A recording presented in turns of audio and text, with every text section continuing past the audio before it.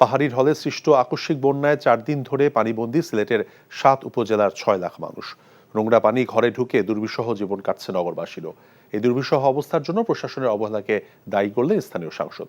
সিলেট থেকে সজল ছত্রীর রিপোর্ট, ক্যামেরায় ছিলেন আনিস রহমান।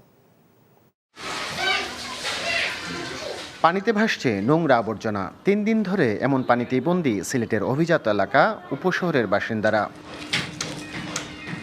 তালতলা, মাছিমপুর, মেন্দিবাগ, শেখঘাট সহ আরও বেশ কিছু এলাকা ড্রেন উপচে পড়া নোংরা পানিতে।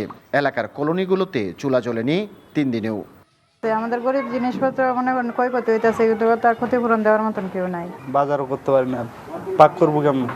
ভাত না দানা খাওয়া নাই, করা নাই, ঘুম নাই, মুড়ি খাইতেছি। আমাদের ঘরের মুরগ, মুরগ যা ছিল সব মারা গেছে। আমরা নিজের কোনো ঠাই নাই এখন।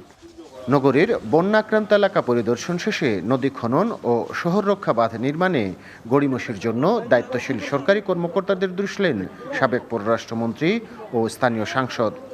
দেরি হচ্ছে আমলাতান্ত্রিক জটিলতা। সরকার টাকাও দিয়েছে, অ্যাপ্রুভও করেছে। আমার 2টো প্রজেক্ট এখানে, একটি হচ্ছে নদী খনন, কারণ এই ভরাট হয়ে যাওয়ায় আমার পানি সহজে যায় না, আর দ্বিতীয়ত আমার শহর রক্ষা বাঁধ। আজকে আমি সকালে শহর রক্ষা বাঁধ, তারা এখনো ওইটা প্রজেক্ট করেননি। বৃষ্টি কমে আসায় জৈন্তাপুর, গোয়াইনঘাট, কানাইঘাট উপজেলা সহ প্লাবিত অনেক এলাকা থেকে পানি নামতে শুরু করেছে।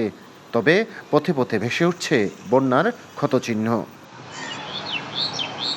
ঢলের পানি অব্যাহত থাকায় গোলাপগঞ্জ ও বিয়ানীবাজারে প্লাবিত হয়েছে আরও কিছু নিম্নাঞ্চল।